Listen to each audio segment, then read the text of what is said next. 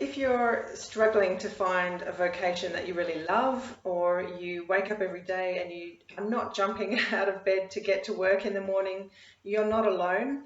Um, I struggled with that for the good part of 15 years or more, where I knew that I was in the wrong career for my personality and my strengths.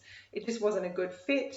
As much as I tried to love it, as much as I tried to be passionate about it, at the end of the day, it just wasn't the right fit for me. And so I ended up leaving my engineering career in my mid-30s because I was miserable. And if you are feeling lost and like you just haven't quite found the vocation that you really love yet, whether that's a business or a career path, you definitely are not alone. One of the ebooks I produced 3 or 4 years ago, it's called Pathfinding: How to Find Your Inspired Path and Purpose, Professional Path and Purpose, and it is still my number one lead generating ebook. Even though I'm now in the field of business coaching, that ebook is still the one that draws the most people onto my email database, because there are so many people out there who are struggling to find a vocation they love. And a Gallup study back in 2011-2012 showed that out of 140 countries surveyed across tens of thousands of employees, only 13% of employees were actively engaged in their job and were actively focused on helping their organisations improve. That's a staggering statistic, because it means that the other 87% of people are not engaged in their jobs, and they just not focused on helping their organisation grow or improve. So as a workforce, we're pretty ineffective and unproductive, you would have to say, because most of us, it seems, 87% are just going through the motions and not really loving work or loving life. And that's why I made the conscious choice in 2011 to step out, because I thought there must be a better way. There must be a vocation out there that I love, and thank goodness I've found it. And I'm still so passionate about helping other people find the path that lights them up and makes them want to get out of bed each morning.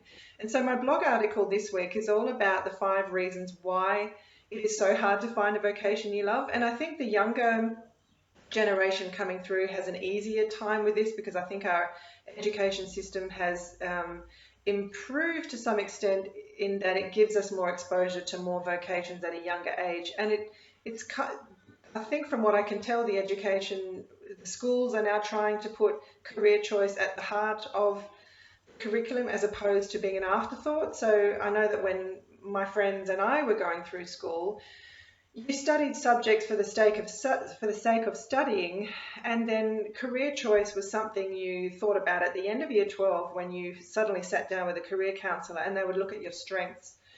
So and my experience, and I'm sure you can relate to this, it's not just about your strengths. In fact, and firstly, it's about what is a true strength, because career counsellors in the old days would just look at what are your grades and showing.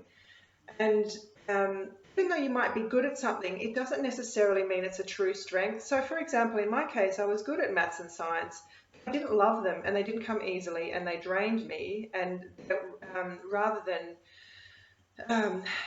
if I engaged in maths and science activities, I would lose my energy through that. Whereas the sign of a true strength is an activity that you engage in that energizes you, and that you, at the end of it, you feel really fulfilled and satisfied.